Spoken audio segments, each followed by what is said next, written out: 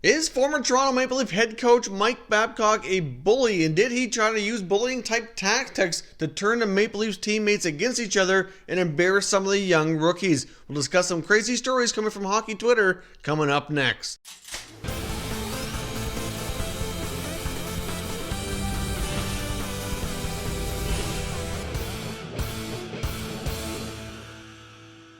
So welcome back to our Top Shelf Hockey. Now, as we know, the Toronto Maple Leafs recently relieved head coach Mike Babcock of his duties in this past week. Of course, Sheldon Keefe has taken over, and now that Babcock's been out of the position for a little bit of a period of time, there's been lots of chatter online through hockey Twitter about some stories about the former head coach of the Maple Leafs. Of course, this is not his first gig, not his first rodeo. He's been around the NHL coaching ranks for some time. Of course, he coached in other leagues and other levels leading up to his NHL opportunity here. But over the course of the last 24 hours, there was a very interesting story regarding Babcock and some of the tactics he's used as a coach back a few years ago, especially to the Toronto Maple Leafs. And I want to discuss today to kind of get everybody's opinion on what's going on. Of course, the people reporting on this claim to have multiple sources. So I would hope that in a case that they're reporting on this, that it actually is a legit source, that is true. I hope in a way that it's not, because obviously it really makes Babcock look bad in my opinion. And I really feel bad for the players that have had to go through this type of behavior on his part. And we've seen comments from enough former players that there really seems to be something to it. But let's kick things off here. I'm going to show you a series of information that came from hockey Twitter with how all this kind of come about.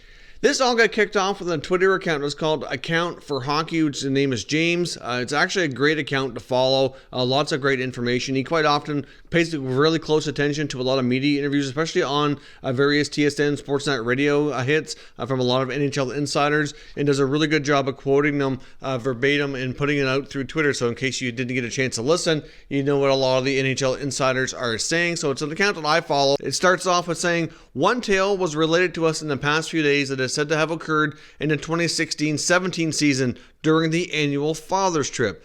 Babcock was alleged to have asked one of the Leafs rookies to list the players on the team from hardest working to those who, in the eyes of the rookie, didn't have a strong work ethic.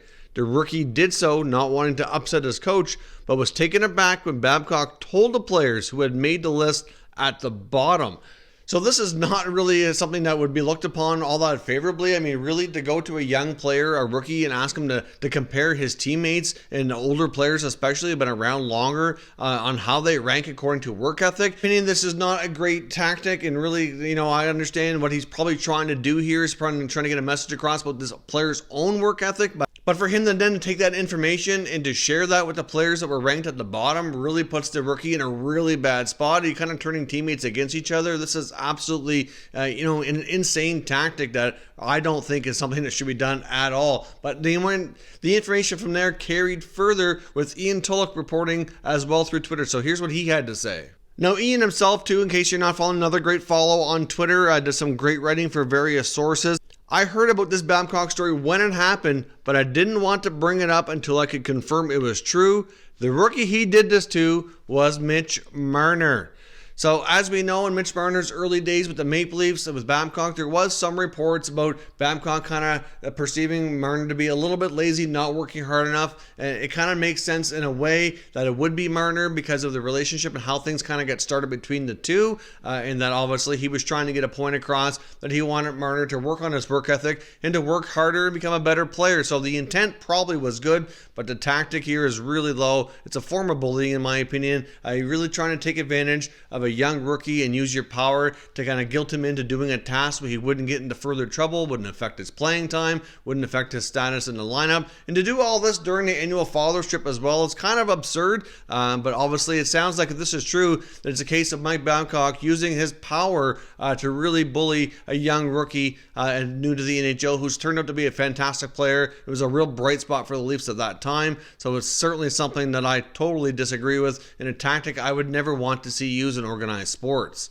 Now, for those of you that might not follow former NHL player Mike Commodore, he is a huge hater of Mike Babcock. He quite often posts a lot of tweets, talking negatively about Babcock. He did have, some encounters with him during his NHL career, and has had nothing but bad things to say at all. And really, a lot of people have been kind of going at Commodore because there was a picture he shared on Twitter of Mike Babcock looking like he was packing up his stuff. Pack your shit, Babcock. You're done. You're fired. Whatever the case was. And a lot of people, like I said, thought it was kind of creepy. He shared this picture, but clearly it looks as though now with more information that Commodore's not the one who took this picture. It does not look like he's stalking Babcock at all. But then another former NHL player, Mark Fraser, has chimed in to kind of defend Commodore and express how he feels Commodore is speaking up for a lot of former and current NHL players who either could not or will not at this point at least speak up for it. So here's what Mark Fraser had to say.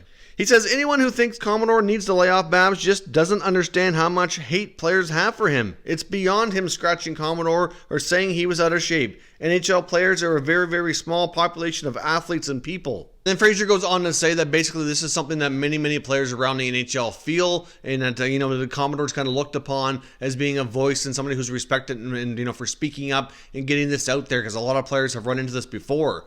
I mean, case in point, look in Detroit with Mike Modano. He was a healthy scratch at a very opportune time. There was opportunity for Babcock to use his power against Modano. We had another case in point beginning of this season. Jason Spezza signs with the Leafs. Home opener against his former NHL club against all of the Ottawa Senators. Again, a healthy scratch for what looks to be no good reason. Just things like that he likes to manipulate players and using his power. It's almost a form of bullying, which I really don't agree with at all. Now, after putting out the information on Twitter, Tillich then wrote an article discussing a little bit further, and here's an excerpt from the article explaining a little bit further what he was aware of. It says, here's what I've been able to gather from speaking with multiple sources close to the team. As the story goes, Mike Babcock was frustrated with Mitch Marner for his perceived laziness in the first half of his rookie season. According to multiple sources, during the Father's Day weekend road trip in January 2017, Babcock asked Marner to rank his teammates' effort level that season in order of 1 through 20, ranging from hardest working to the laziest. Marner obliged and, per multiple sources, put himself at the bottom of the list, with both parties agreeing that he needed to work harder without the puck.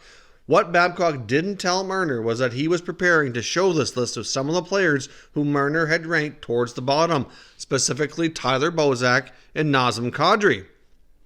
According to multiple sources, Marner was in tears after the details of the list were shared, while his teammates were furious, more specifically with Babcock. They couldn't believe their head coach would put a 19-year-old in that situation, especially considering how well-liked Marner was in the dressing room. So like I said, Tillich is a pretty good, reliable source. He says he has multiple sources. We've even heard other comments from former player Jeff ONeal. Now, ONeal may not have directly worked with Mike Babcock. And he's indicated on his program on TSN Overdrive that a lot of the players were fed up with Babcock, wanted a change, and were just really had a lot of dislike for the man as a coach. So clearly there does seem to be something to this. Like I said, I would really hope to find out that none of this was true, but at the same time, unfortunately it looks like it is. Now, as somebody myself who's been involved in organized sports, not just hockey, but other sports as well, really for the the better part of my life here, I can honestly say that I've seen situations before where unfortunately some coaches just do not go about things in a great way. Some of them use their position as a position of power, and they like to manipulate people, and it kind of goes to their head, and they go about things all wrong. They kind of get a little bit of a rush out of manipulating people and seeing that type of thing. It's really not a good thing. I would like to see it out of sports at all. We've seen a lot in the past about rookie hazing, for example. A lot of sports, when you're new, you kind of get initiated type of thing. Something I dealt with personally, growing up through different competitive level sports, whatnot, and it's really something that nobody should have to go through. And I've seen, like I said, firsthand with my own experience, some coaches that were absolutely phenomenal, great people, and I can honestly say that I'm a better person from having worked with them and what I learned from them. And I had some coaches that I absolutely despised as well, just from how they dealt with people and the power tripping and the manipulation and things like that. Just really totally completely uncalled for. Like I said, in my opinion, it is a form of bullying. You're dealing with grown men for the most part that are dealing with in a way still kids. Even though Marner's 19 years old, he's technically a man, but he's new to the NHL. He's trying to secure himself a job, get himself a long-term contract, that type of deal. This is really completely uncalled for and completely disgusted, and I've lost a lot of respect for Babcock, assuming that these allegations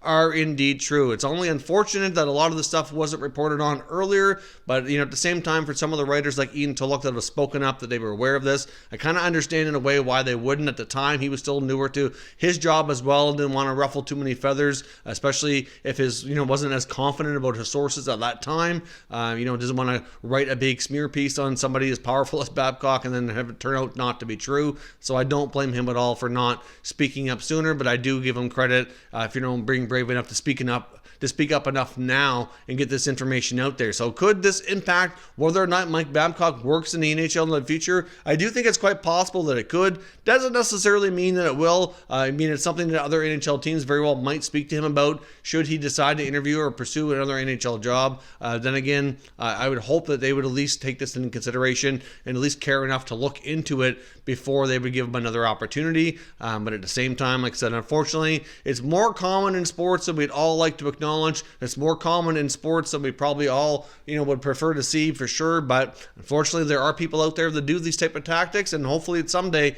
we can remove this from sports. But it's not going to be easy, and it's going to take a long road here. People changing and kind of seeing the way of doing things the right way and how to treat people moving forward. The other big thing quickly here too before we go that kind of bothers me about this as well is Mike Babcock has been a huge ambassador for mental health and mental health programs and all that. And really, does he not realize that if these type of tactics are being used by him as a coach, that he could be having direct negative effects on people's mental health as players doing these type of things? Like, he really would have stressed out Marner, put him in a really awkward situation with his teammates.